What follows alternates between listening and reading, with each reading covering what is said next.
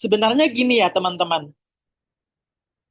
Kalau kita melihat pengelolaan kinerja guru, ya mungkin kita tidak baru sekarang ini ya, kinerja kita tuh dikelola. Karena kita sebagai ASN, bentuk akuntabilitas kita, bentuk pertanggungjawaban kita sebagai ASN, kinerja kita tuh harus kita pertanggungjawaban, yang tentunya sudah lama, bahkan ada melalui SKP, sasaran kinerja pegawai, bahkan ada juga untuk jenjang karir itu kita mengajukan apa namanya usulan penilaian kredit itu adalah bentuk juga pengelolaan kinerja sebenarnya teman-teman. Nah, tapi kita melihat dan saya juga merasakan pengelolaan kinerja yang ada ini baru menyentuh dampaknya itu pada administrasi gitu ya. Artinya belum menyentuh pada tataran dampak kepada layanan, dampak kepada murid gitu ya, dampak kepada pembelajaran. Eh, Bahkan saya melihat hanya bentuk sertifikat, bentuk apa namanya laporan itu hanya sampai kepada administrasi gitu ya. Bagaimana perbaikan pembelajarannya, bagaimana dampak kepada muridnya itu belum belum tersentuh gitu ya. Nah, inilah yang mungkin saya pribadi merasa ini akan terasa berat ya teman-teman. Saya yakin kita sebagai guru, saya yakin kita sebagai guru akan merasa berat mengerjakan sesuatu yang nggak ada dampaknya, yang nggak ada gunanya. Kita bikin administrasi berlembar-lebar tebal, bahkan segunung tebalnya administrasi RPP, perencanaan belajar itu sangat tebal gitu ya. Tapi itu hanya sekedar administrasi. Pembelajarannya nggak berdampak gitu ya. Bahkan itu begitu selesai dicetak hanya ditaruh gitu ya di lemari arsip nggak dipakai apa-apa lagi atau bahkan itu dapat dari punya teman gitu copy paste punya teman gitu ya. Itu hanya baru ke situ dampaknya. Tidak menyentuh dampak kepada layanan pembelajaran kepada murid sehingga itu terasa pekerjaannya itu sia-sia gitu ya. Buat apa sih capek-capek cuma bikin kertas yang nggak ada gunanya gitu ya. Itu akan terasa berat saya yakin. Tapi begitu ini ada dampaknya, yang kita lakukan itu ada dampaknya, kita bikin sesuatu, laporan, tapi laporan itu memang betul-betul menyentuh murid kita, menyentuh kelas kita. Dari laporan itu betul-betul memberi solusi pada masalah masalah pembelajaran kita. Pembelajaran kita jadi nyaman, kemudian anak-anak dapat pembelajaran yang bermakna, dan kita terasa ada progres dari layanan kita, itu secapek apapun, seberat apapun pekerjaan kita, tidak akan terasa capeknya, akan terasa ringan karena kita melihat dampaknya di lapangan. Tapi sebaliknya yang kita lakukan meskipun agak ringan, meskipun administrasinya hanya satu lembar, tapi itu tidak berdampak, kan terasa sangat berat ya teman-teman. Karena tidak ada dampaknya. Nah, makanya apa namanya ketika kita memandang pengelolaan kinerja guru ini hanya sebagai administrasi, bukan untuk perbaikan atau dampak kepada murid, ya pasti akan terasa berat, saya yakin.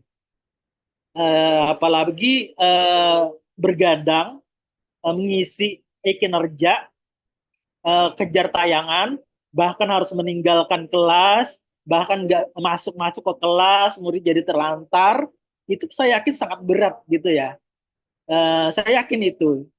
Tapi ketika mindset ini kita agak geser sedikit, kita fokus kepada murid gitu ya. Kita lihat muridnya, apa dampak yang dirasakan murid dari kinerja yang kita lakukan. Saya yakin itu nggak ada apa namanya, nggak ada bayangan rasa berat sedikit pun. Saya yakin ini bahkan terasa lebih mudah gitu ya. Nah, kemudian mindsetnya gini teman-teman, pada pengelolaan kinerja guru ini, kalau yang ini dulu ya, dulu yang merah dan abu-abu ini adalah dulu, gitu ya. Dulu pengelolaan kinerja ini mindsetnya adalah pengendalian. Bagaimana kita mengendalikan bawahan, bagaimana kita mengendalikan guru gitu ya, agar guru ini bisa kerjanya benar nih, dikendalikan ya. Ini dulu, ini mindsetnya dulu. Artinya agar mengurangi resiko penyimpangan gitu ya, agar kemudian sehingga resiko penyimpangan itu dikurangi, maka banyak prosedur aturan gitu yang membimbingi itu gitu ya, agar terkendali. Dan juga dulu itu pengelolaan kinerja ini harapannya adalah membangun perilaku yang patuh gitu ya. Yang penting agar patuh, nurut dengan atasan. Itu mindsetnya dulu. Kemudian kekeliruan itu dianggap aib yang harus ditutupi. Ketika kita dinilai, kinerja kita dinilai, yang kita munculkan tuh yang baik-baik aja deh. Yang buruk-buruk itu kita tutupi deh. Kalau bisa ketika supervisi itu kita setting deh, kita setting gitu, kita murid kita minta murid agar bertahan 2 jam dengan perilaku yang kita harapkan, dengan settingan kita seperti itu, karena anggapannya adalah pengendalian, sehingga apa, kesalahan atau kekeliruan itu dianggap aib, ditutupi gitu ya, karena akan menyebabkan suatu hal yang tidak diharapkan. Kemudian mindset pencapaian, ada target, ini juga dulu nih. Dulu harapannya kinerja itu ada targetnya. Kita berharap dalam satu ini ada target nih. Guru harus mencapai ini nih. Harus ada pelatihan yang harus diikuti sekian gitu ya. Ada kegiatan guru harus dicapai seperti ini. Kemudian banyak indikator nih, banyak tantangan yang harus dipenuhi guru gitu ya, agar kinerjanya bisa tercapai. Kemudian perilakunya pun berdasarkan target. Dalam sekian masa perilaku ini akan seperti ini. Ini juga akan berdampak, aib ini, kesalahan ini kita akan berupaya tutupi. Kita berupaya penilai kita tidak melihat kesalahan kita, tidak melihat aib kita. Nah, dengan pengelolaan kinerja guru, ini kita berupaya rubah mindsetnya. Kita berupaya merubah dengan menjadikan semangatnya itu adalah menjadi pembelajaran, bukan pencapaian, bukan target, bukan pengaturan, bukan pengendalian, merupakan tapi pembelajaran. Artinya tidak ada target yang harus kita kejar. Ini aja yang penting itu kita berprogres. Yang penting ada sesuatu yang kita pelajari dari proses itu, gitu ya. Nah, yang tentunya kalau semangat yang kita bangun dalam pengelolaan kinerja ini adalah pembelajaran, tentunya ada peningkatan yang terjadi meskipun sedikit gitu ya. Meskipun sedikit, nggak perlu banyak peningkatannya. Meskipun 1 poin pun cukup, karena kita belajar gitu ya. Belajar itu butuh waktu, nggak bisa buru-buru. Ada peningkatan dalam 1 semester 1 poin cukup gitu. Yang penting kita ada pembelajaran gitu. Kalau banyak peningkatannya lebih kita syukuri lagi gitu ya. Nah, kemudian kalau kita mindsetnya pembelajaran, maka banyak kesempatan dan dukungan belajar nih. Nah, seperti malam ini nih teman-teman. Malam ini teman-teman, belajar era digital ini hadir sebagai salah satu dukungan belajar bagi kita semua. Ini bisa kita manfaatkan dukungan ini gitu ya. Karena kita tidak ditarget, oh dalam semester ini semua guru harus ikut pembelajaran di belajar era digital. Nah, itu kalau dijadikan target mungkin akan terasa beban gitu ya. Tapi ketika ini dijadikan pembelajaran kemerdekaan, ini nih belajar era digital menyediakan, ayo kita ikut, nah, semua rame-rame dengan gembira, dengan senang hati, tanpa disuruh, tanpa diperintah. Malam mingguan yang biasanya kencan gitu ya, malam mingguan yang biasanya jalan-jalan nih sama pasangan, ini nggak apa-apa nih kita libur dulu atau kita belajar nih sambil jalan-jalan bisa kok. Belajar sambil ngopi di kafe juga bisa. seperti yang saya lakukan, saya sedang berada di kafe nih, gitu ya. Karena kita menganggap ini adalah bentuk dukungan, bentuk kesempatan belajar, bukan sesuatu yang diwajibkan, bukan sesuatu yang diharuskan, bukan sesuatu yang ditargetkan. Nah, kemudian karena ini semangatnya adalah pembelajaran, maka perilaku yang terbangun adalah perilaku belajar. Yang kita lakukan itu perilaku belajar. Bagaimana sih perilaku belajar? Perilaku belajar itu tentunya apa namanya mengakomodasi kesalahan. Orang belajar itu nggak harus benar gitu ya. Orang belajar tuh nggak harus sempurna gitu ya. Ketika kita belajar tuh nggak bisa kita langsung perfect gitu ya.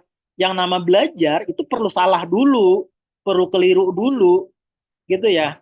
Bahkan kata teman saya, kalau nggak pernah salah atau nggak pernah menemui kesalahan itu belum belajar katanya.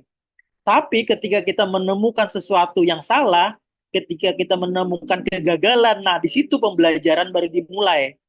Kenapa? Ketika kita menemukan kegagalan, kita akan berupaya nih berefleksi, berupaya cari cara gitu ya untuk apa namanya meningkatkan untuk mencapai keberhasilan.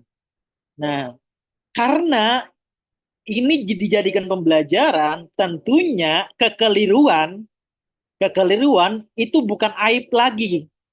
Kesalahan atau kelas yang tidak sempurna, anak-anak yang susah diatur, anak-anak yang mungkin suka bolos itu nggak perlu ditutupi lagi, tapi itu dimunculkan, dijadikan kesempatan belajar. Nah, ambil contoh kita mengeluh atau merasa di kelas kita tuh anak-anak kita nih sulit diatur nih, anak-anak kita nih banyak yang bolos nih. Nah, ayo kita masukkan di apa namanya di rencana kerja kita di pengelolaan kinerja nih. Aku berharap kinerja saya bisa memberikan solusi pada kelas saya yang mana di kelas saya banyak murid yang suka bolos. Nah, dari situ kekeliruan dan aib itu dijadikan poin untuk belajar.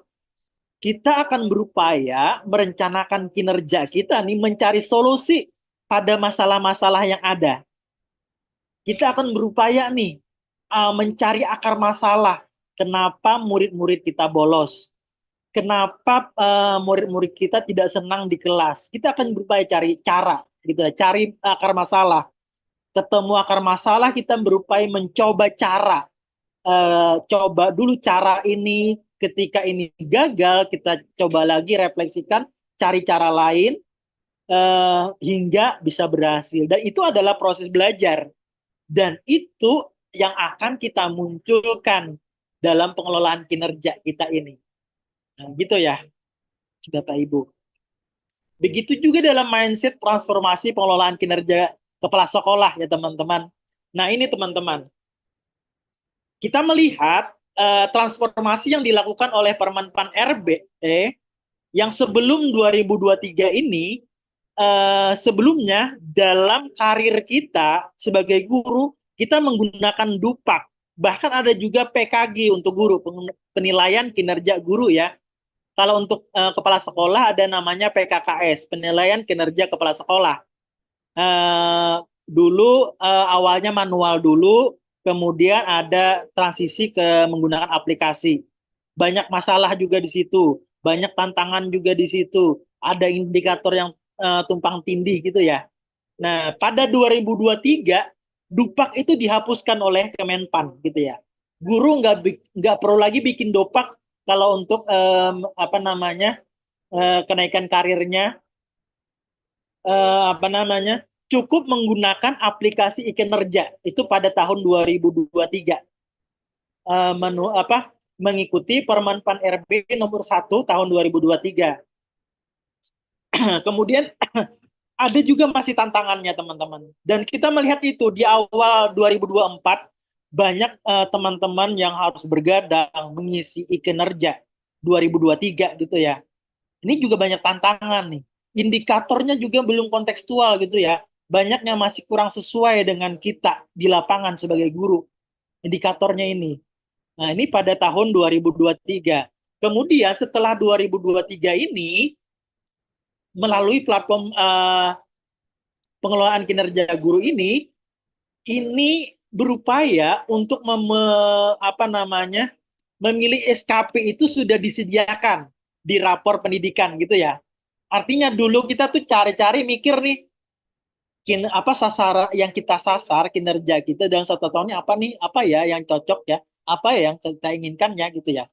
Nah, pada 2023 ini sasaran kinerja kita tuh ada rekomendasinya berdasar data yang sangat valid ya. Itu terintegrasi dengan rapor pendidikan gitu ya. Rapor pendidikan itu dapat merekomendasikan nih sasaran kinerja apa nih yang perlu kita pilih dulu nih agar itu bisa berdampak kepada perbaikan rapor pendidikan kita gitu ya. Nggak perlu kita bikin-bikin sendiri, cari-cari gitu ya SKP kita.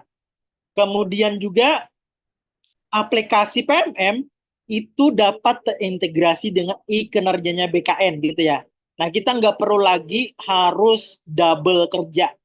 Kita bikin e-kinerja BKN, kemudian penilaian kinerja guru kita bikin juga, penilaian kinerja kepala sekolah kita bikin juga, banyak kerjaan jadinya perlaporan saling tumpang tindih gitu ya.